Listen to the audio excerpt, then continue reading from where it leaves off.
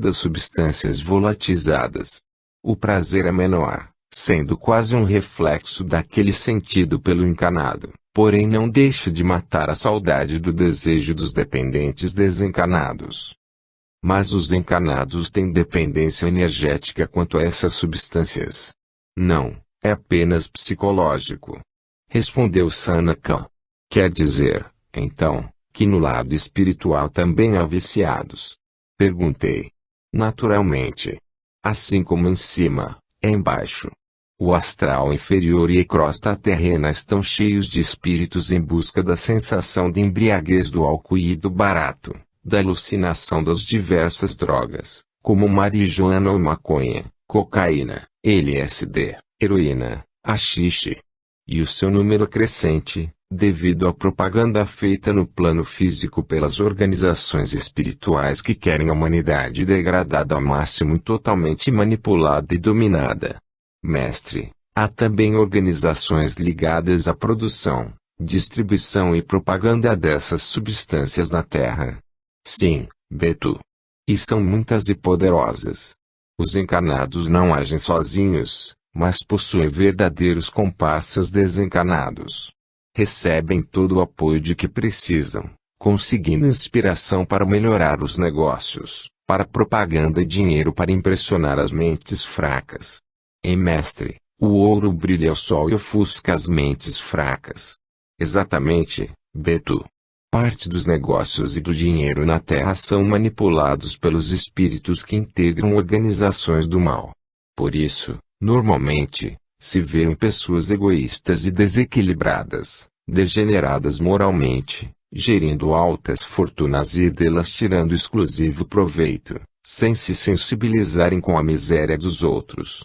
O dinheiro é a mola mestre do mundo, como vocês dizem, e com propriedade. É com ele que as organizações do mal dirigem parte do plano físico, iludindo os encarnados com vida fácil, luxo, prazeres e gozos fugazes, que tanto ofuscam a visão espiritual. Enquanto o homem não se libertar da ganância, da usura, do apego ao dinheiro pelo dinheiro, estará à mercê das trevas que o dominará e guiará os passos. Dinheiro é apenas energia papel.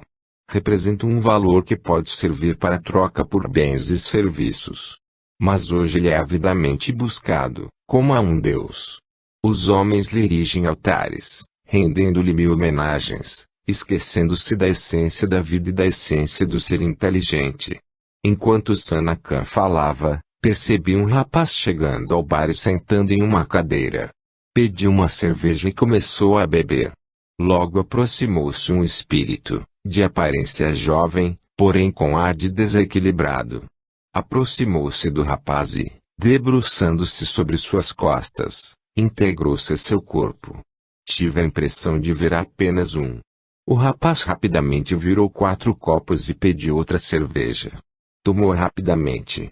E o processo se repetiu por 10 vezes. Mestre, ele vai matar o rapaz. Não, o rapaz está acostumado. Vejo que ele é freguês da casa e o espírito desencarnado já o conhece e já se afinou com suas energias e desejos. Por isso rapidamente se incorpora ao rapaz, que é médium, e vive quase como se estivesse encarnado, por algumas horas. Quando o médium está bêbado, o espírito expulsa o outro do corpo e toma conta dele, agindo sozinho. Bebe, fuma, sai com mulheres, tem relações sexuais e muitas vezes o encarnado nada recorda no dia seguinte. Quando o médium é do tipo inconsciente, que deixa de forma mais completa o corpo, o domínio é maior e mais rápido. Com os médiums conscientes a influência é menor, mas não deixa de proporcionar prazer aos viciados desencarnados. Percebi que o rapaz, em determinado momento, pediu batida de limão. Sem querer, derrubou um copo no chão. Rapidamente aproximaram-se 2 espíritos pequenos, de feições horrendas, de olhos esbugalhados e bocas grandes e vermelhas. Estenderam uma espécie de bico ou tromba e sugaram a bebida que caiu no chão. Esses são espíritos mais desequilibrados ainda. Rondam os ambientes de bebidas, os botecos, onde são servidas bebidas mais fortes. Eles sugam o álcool diretamente, sem necessidade de intermediários humanos encarnados. Mas, mestre, não vejo aqui controle de organização, como no motel. É porque o lugar é pequeno, sem expressão para eles. Porém, nos grandes bares e principalmente nas boites e bordéis há controle organizado de entrada de espíritos desencarnados. Permitem momentos de prazer, em troca de trabalhos degradantes de obsessão de vários matizes e graus. Às vezes esses espíritos são colocados junto a um encarnado até que ele se torne uma caneca viva e termine por desencarnar em decorrência de cirrose. Quantos planos de vingança e de dominação são perpetrados com a ajuda desses viciados e desequilibrados do lado invisível para os humanos? No dia em que entenderem isso e acreditarem, cortando o mal pela raiz e fechando a porta, pondo fim ao vício, serão afastados naturalmente os desencarnados viciosos. Vício atrai vício.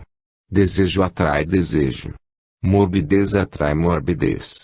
Trevas atraem trevas, que só podem ser desfeitas com a luz da consciência. Mestre, por que não fomos a ambientes onde atuam as organizações? Porque o espetáculo é por demais triste e a degradação humana e espiritual é depressiva. Temia que lhe impressionasse demais e lhe deixasse o germe da tristeza e da depressão, abrindo-lhe portas e brechas para o ataque das trevas, que já lhe namoram de longe. Se você deslizar, eles cairão em cima. Pressentem que você está sendo preparado para algo importante e espionam a sua vida. Por isso, cuidado. Fique atento. Mantenha sempre o equilíbrio e a paz interior. Futuramente visitará esses ambientes dominados e, quem sabe, até as cidades onde as organizações estão sediadas. Isso é complicado. Agora você não está preparado. Espero um dia poder ver tudo isso. Você ainda tem muito que aprender. Deve começar em trabalhos de socorro espiritual que serão desenvolvidos em conjunto com Rodolfo e Marlene, no astral inferior. Assim, breve estará razoavelmente familiarizado com a vida do lado de cá. Mestre, e esses espíritos que vivem a beber, mesmo desencarnados, não se cansam disso? Sim. Um dia se enfastiam dessa vida vazia e buscam vida mais útil e rica de trabalho e aprendizado nas cidades do plano astral. Mas nada é forçado. Cada um tem seu ritmo e seu tempo, e a vida sabe aguardar o momento propício para tocar o coração e a mente de cada ser, despertando e chamando para objetivos mais nobres e edificantes. Por isso não nos aproximamos para tentar convencê-los. Seria esforço inútil. Inclusive a maioria deles sequer nos perceberiam, por estarem demasiadamente envoltos com energias densas, o ectoplasma humano, para que possam agir sobre os encarnados, principalmente sobre o sistema nervoso, visando a obtenção de sensação forte e prazer, a que se apegaram quando no corpo, e por não terem se libertado do desejo de continuar sentindo os prazeres físicos. A sede de seus problemas está no apego, que gera o desejo de satisfação do desejo e de sua eterna renovação. Esvaziai a mente de desejos, libertando-te dos apegos, e terás uma vida feliz, conquistando a paz e a serenidade interior, estados que ninguém poderá te roubar. O Senhor tem razão, mestre. Concordei, o problema todo está no apego e no consequente desejo. Beto, vá para casa e medite. Muita paz. Sanakan fez uma saudação indiana ou chinesa, e desapareceu. Senti-me meio amedrontado, em frente ao bar. Tive imediato desejo de volitar, de subir, e logo flutuei acima das ruas e prédios da Pituba, até reconhecer meu edifício, na rua Rubem Berta. Entrei pela janela, olhei para o meu corpo estirado na cama, qual defunto em velório, imóvel, e me reintegrei em sua massa. Senti energias circulando em todo o meu corpo e lentamente comecei a mexer as mãos, braços, pernas e tronco, até mexer a cabeça. Acordei, para o plano físico, pois estava acordado no plano astral, fora do corpo. Abri os olhos, olhei em volta e pensei, Isso tudo não é mais real do que aquilo tudo que vivi há pouco. Ambos os planos e ambos os estados de consciência são reais, fazendo parte da mesma vida. Por que limitar a vida ao organismo físico, se o que lhe sustenta é a energia invisível aos olhos da carne e a consciência que os aparelhos humanos não podem detectar nem a inteligência limitada a conceber? O dia clareava, com os primeiros raios do sol matinal banhando as paredes de meu quarto, laboratório de ricas experiências. E mais um dia se foi. Capítulo 19. O dia passou rápido, repleto de recordações e análises de minhas experiências com álcool, anteriores à minha fase espiritualista. Dos 15 aos 19 anos, fiz constante uso de álcool, embriagando-me quase todo final de semana. Porém, após tornar-me vegetariano, até o simples cheiro de bebida, por mais fraca que fosse, me deixava enjoado. A noite chegou, tendo rapidamente relaxado e deixado o corpo. Ao sair, logo senti a forte vibração do mestre, que me aguardava no quarto. Muita paz, meu filho. Que bom vê-lo de novo, mestre. Onde vamos hoje? Girar pelo mundo. O quê? É isso, girar pelo mundo. Não é assim que falam na Terra. É, mestre. É uma ótima ideia. Pois então, vamos. Siga-me. Com prazer. Deixamos o quarto, atravessando a janela em rápida decolagem, qual foguete a deixar a rampa de lançamento. Logo vi o céu estrelado, acima de nós, enquanto voávamos alto, por cima da cidade do Salvador.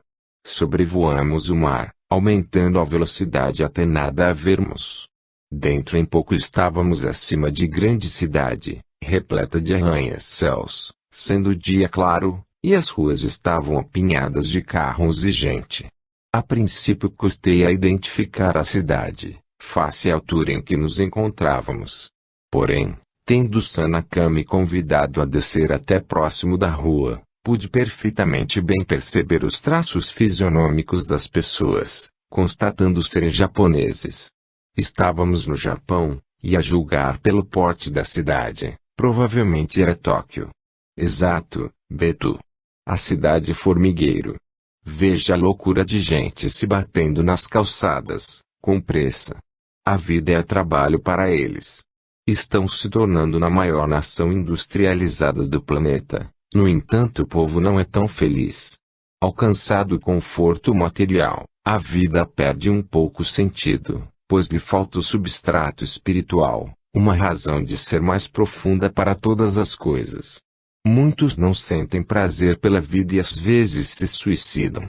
A vida material se aproxima da perfeição da satisfação das necessidades, porém o espírito está ausente. Por isso as pessoas se perdem. A religião se perdeu.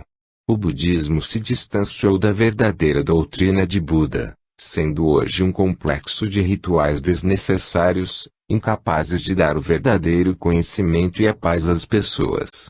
Muitos japoneses se embriagam nos bares após o trabalho. Mestre, eu não conseguiria viver aqui. Nem eu, Beto.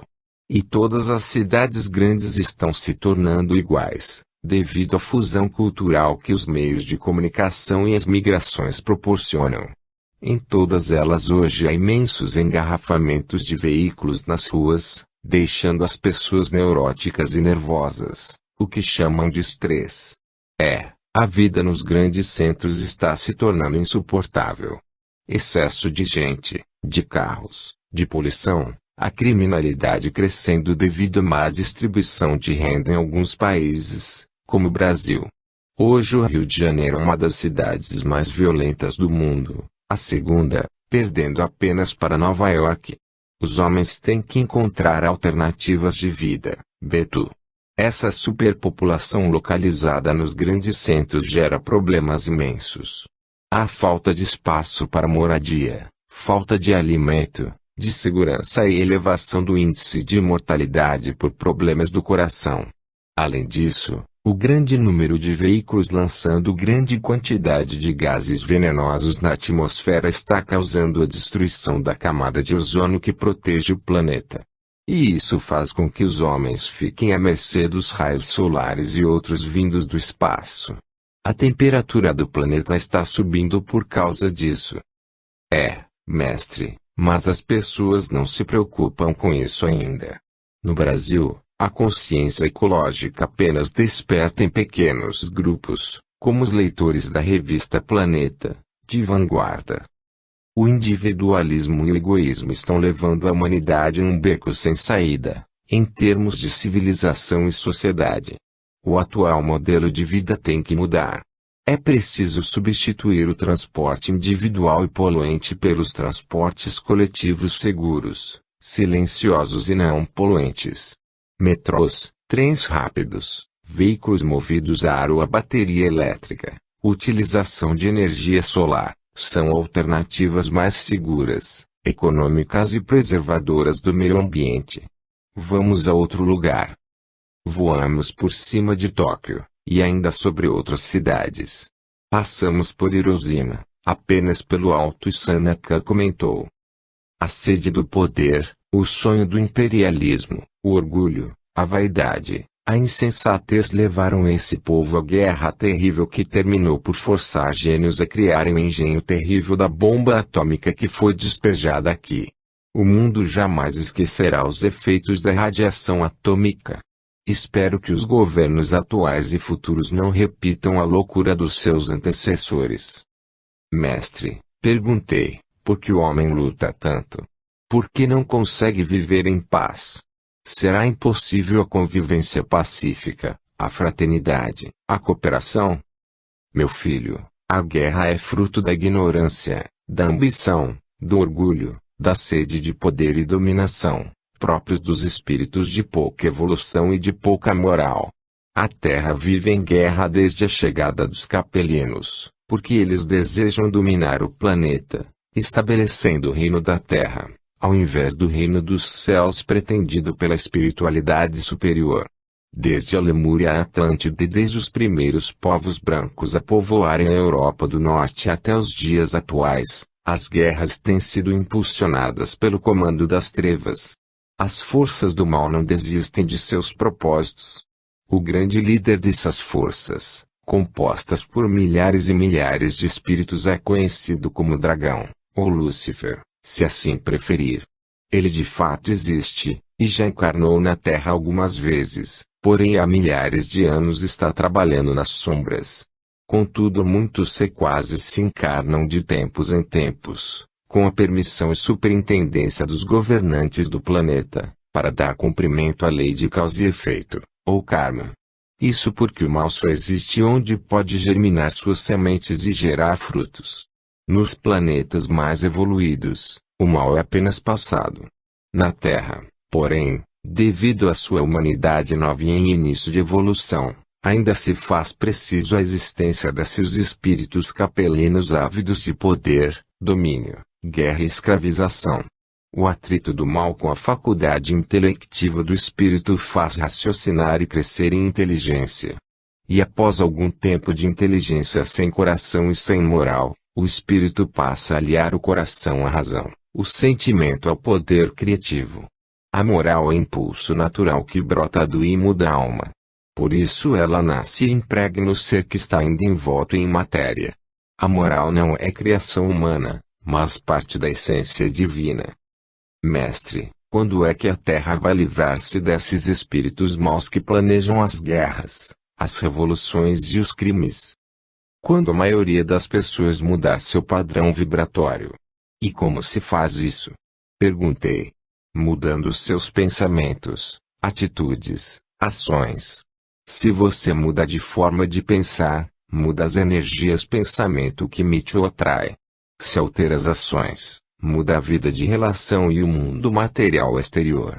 A mudança externa começa sempre no interior do espírito. Não adianta querer mudar o mundo externo, a sociedade, com leis e decretos, como tem tentado os países chamados comunistas. Isso não funciona. Um dia a força de pressão e opressão vai fazer explodir em revolta o povo escravizado. Essa tendência de fazer do homem um animal escravizado, sem vontade e submetido à vontade do Estado, que na verdade a vontade de um pequeno grupo, quando não de um só homem, é própria dos espíritos vindos de Capela, que fizeram escola entre os terrícolas. Foram eles que programaram os golpes e revoluções que levaram tanto os povos à escravidão, como ainda vivem muitos europeus do leste. Porém breve se libertarão. A hora da liberdade está próxima para eles. Vários espíritos estão sendo preparados para revolucionarem os países comunistas. Alguns serão sacrificados, porém outros vencerão, porque as pessoas os apoiarão, cansadas que estão de tanta opressão e dirigismo estatal em suas vidas, pensamento e consciência. O Senhor quer dizer que os países comunistas se abrirão para o mundo, democratizando-se? Perguntei. Sim, muito brevemente. Um espírito instruído e evoluído, inspirado pelo alto, iniciará a abertura na União Soviética, que puxará o trem da liberdade no leste europeu. Voamos de Hiroshima para China Vermelha, sobrevoando a muralha antiga e passando ligeiramente por algumas cidades e aldeias. Aqui haverá derramamento de sangue, antes da libertação, porque o chinês quando domina não abre mão de seu poder com facilidade. A União Soviética se libertará primeiro. Voamos até Moscou, dando para ver o Kremlin. As ideias libertárias e democráticas se implantam lentamente aqui, devido ao contato de atletas e artistas com o mundo livre. E ainda os agentes americanos que vivem aqui, que com astúcia despertam a ideia da liberdade na mente das pessoas que às vezes sequer sabiam que isso existia. Rumamos para Berlim, na Alemanha Oriental.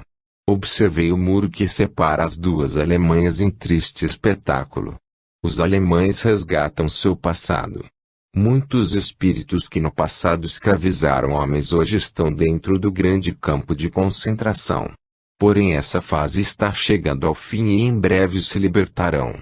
A espiritualidade trabalha nesse sentido, não só aqui mas também no Vietnã, Coreia do Norte, África do Sul, Cuba e outros países onde a população não tem liberdade. Os tempos das ideias romanas de conceder o pão e o circo estão findando.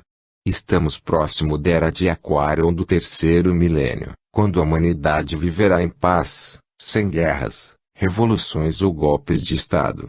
Mestre, e os crimes crescentes nos países pobres? Perguntei, lembrando-me do Brasil.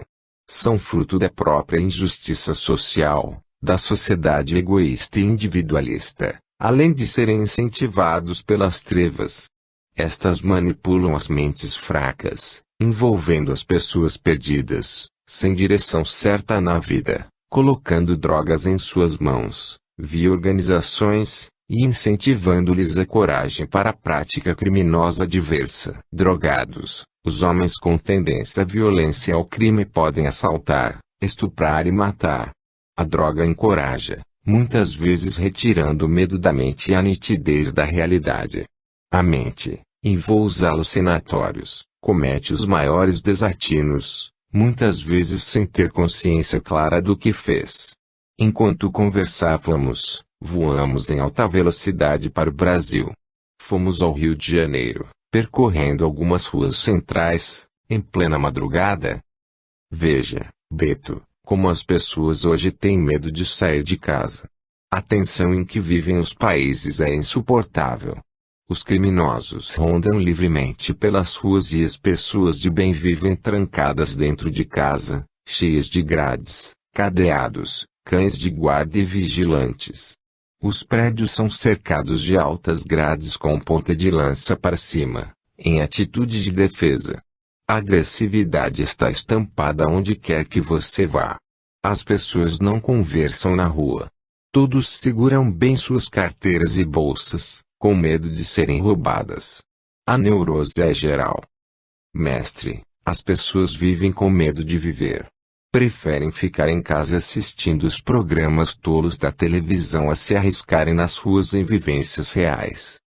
É exatamente o que desejam os espíritos trevosos. Através dos médiuns da violência e da criminalidade, afastam as pessoas das ruas, encurralando-as dentro de suas próprias casas e injetam o terror e o medo e todas as ideias que quiserem, por meio da televisão, que dominam em grande parte. Mestre, como é que eles passam as ideias de medo e de terror? Perguntei, curioso. Através dos filmes de terror, realizados por mentes perturbadas e neuróticas e ainda por meio dos noticiários dirigidos apenas para notícias ruins e depressoras, como guerras, acidentes, catástrofes, crimes, corrupção, desonestidade e tudo que possa levar as pessoas a pensarem que só acontecem coisas ruins no mundo, cultivando assim o negativismo, o pensamento negativo, a descrença em Deus e a desesperança. A televisão realmente passa tudo isso, com algumas exceções. Realmente os jornais só noticiam coisas ruins. Raramente mostram coisas boas, gestos humanos, de solidariedade, de fraternidade, de desprendimento. É só acidente de automóvel, de ônibus, de trem, de avião, incêndios, guerras, crimes. Parece que as emissoras têm um radar para captar essas coisas. Não procuram as coisas boas para noticiar, como as pesquisas científicas em torno da sobrevivência da alma, os congressos espiritualistas, os seminários, os encontros. Não vêm as pessoas ajudando os mendigos, os orfanatos e asilos. Já vi tanta coisa boa e vejo diariamente. Mas a imprensa somente corre atrás de sangue. A cultura fica esquecida. Escritores lançam livros científicos, de poesia e romances que não são divulgados. Se o médico estiver salvando uma vida no meio da rua, e ao lado um criminoso estiver tirando uma vida, com certeza um repórter que passasse pelo local registraria em sua câmera o assassinato. Assim é a imprensa hoje. Mas, Beto, não se esqueça de que aqueles que assistem os jornais são acionistas dessa atitude. Muitas pessoas gostam do sangue. Sentem-se atraídas por ele e pela miséria humana. Essas pessoas alimentam essa atitude mental e a máquina da imprensa, sendo acionistas das empresas, sustentando-as com audiência elevada. A tragédia atrai mais, porque faz mais ruído o mal do que o bem. Este ainda não desperta atenção. Por isso passa despercebido. O que é preciso fazer, então, mestre? Desligar a sintonia com o mal. Parar de se sentir atraído pelo sangue, pelas catástrofes e guerras.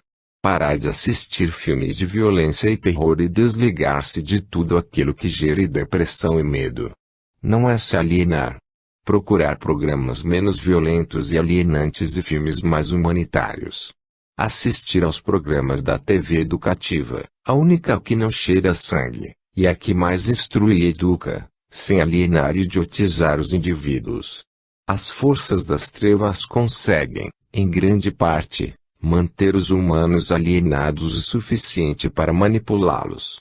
Eles não deixam a imprensa divulgar as pesquisas das coisas ligadas ao espírito, nem propagar as ideias espiritualistas elevadas. Só pensam em incentivar a ideia do materialismo, do sucesso, do gozo dos prazeres dos sentidos, como álcool e sexo, dos jogos e divertimentos. Assim, não perdem o controle que conseguiram a muito custo. Não vai ser fácil mudar os hábitos e a consciência das pessoas, mestre. Eu sei. Mas é preciso trabalhar nesse sentido, para despertar alguns do sonho do brilho do ouro e do gozo dos sentidos. As pessoas precisam ver além dos sentidos físicos e além da matéria. Precisam descobrir os mundos invisíveis que os rodeiam, onde a vida é rica de experiências e possibilidades de crescimento. A descoberta do espírito imortal revolucionaria a filosofia materialista. Disse. Sim, e é por isso que as trevas lutam para que a imprensa não trabalhe nesse campo. Só veiculam notícias superficiais, e mesmo assim de cunho meramente sensacionalista. É exatamente isso, mestre. Concordei. É preciso muito empenho para divulgar as verdades espirituais à humanidade materializada. Coragem e determinação, como Buda, Jesus, Sócrates, Gandhi e Kardec. E o trabalho continua. Você tem uma missão a cumprir, como divulgador da verdade, dos conhecimentos que adquire passo a passo. No momento próprio você iniciará a sua divulgação. Mestre, preparo-me para isso, tendo já certeza de que vim para isso. Não desejo a vida vazia dos prazeres físicos apenas. E o dinheiro não me atrai nem ilude. Quero ajudar as pessoas a despertarem, a sentirem-se espíritos. O mundo vai mudar, as trevas serão dissipadas e a luz há de vencer. Sim, Beto. Breve começará o exílio de espíritos para outro planeta, repetindo o que aconteceu em Capela. E estarei envolvido em trabalho ligado ao exílio, tendo que me ausentar por algum tempo.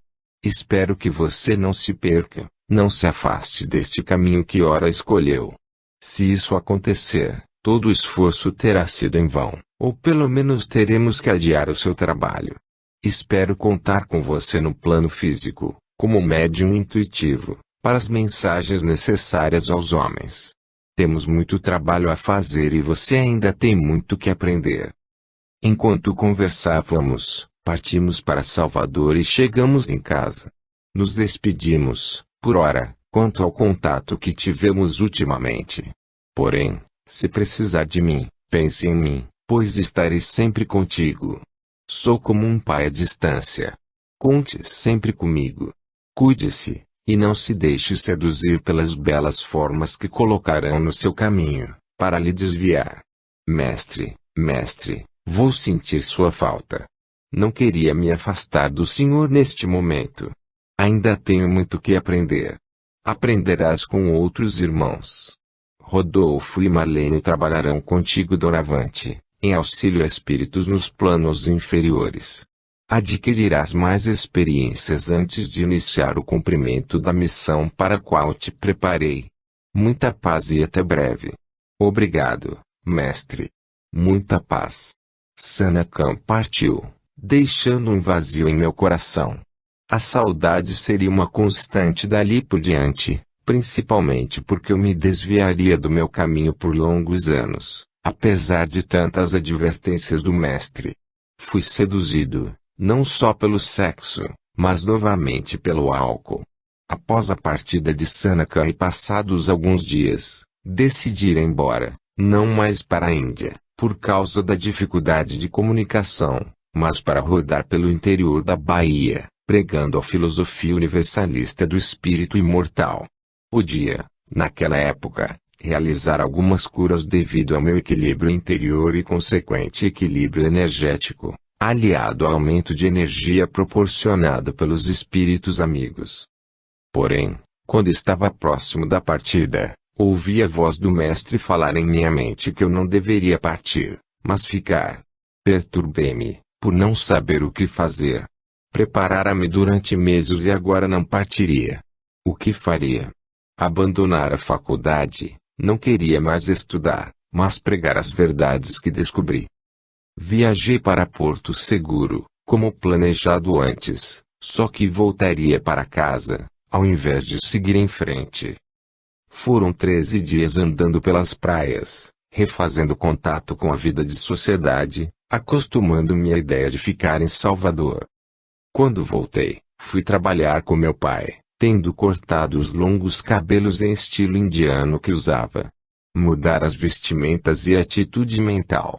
E sem me aperceber, envolvi-me em toda uma atitude de vida que me levou a experimentar certas coisas que me afastariam do caminho traçado por Sanakam. Levaria vários anos preso à matéria, seduzido pelos sentidos, até o meu novo despertar, que me possibilitaria voar mais alto do que nos tempos que comecei a desdobrar. As saídas astrais cessariam por algum tempo, para depois retornarem mais vivas e profundas. O contato perdido com o mestre só a muito custo seria reatado. Muitas coisas aconteceram entre janeiro de 1979 e esta data em que estou a escrever, 23 de junho de 1991. Um mundo de experiências psíquicas e extrasensoriais. Contato com espíritos e pesquisas. Trabalhos de auxílio e palestras. Mas isto tudo já é um outro ciclo que poderei contar futuramente, se este trabalho for publicado. Afinal, nossas experiências não nos pertencem, mas a toda a humanidade, pois somos marinheiros do mesmo barco e devemos remar todos na mesma direção. A soma das experiências enriquece-nos, passo a passo, até atingirmos a consciência cósmica, aberta, mas individualizada, continuando, assim, o trabalho para a manutenção da harmonia do universo. Muita paz. Fim.